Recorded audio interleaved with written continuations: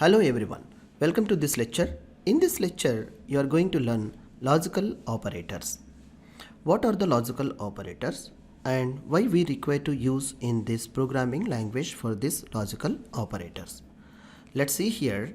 A logical operator is a symbol or word used to connect two or more expressions, such as the value of a compound expression which is precedes depends only on the logical original expression, and the meaning of this operator it will comes outcome. The common logical operators are AND, OR, NOT, NOT. These are the very common in using of logical operators in programming language. In Python also we see these operators.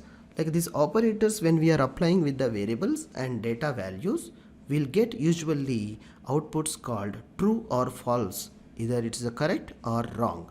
True or false only, the Boolean expressions will get an output.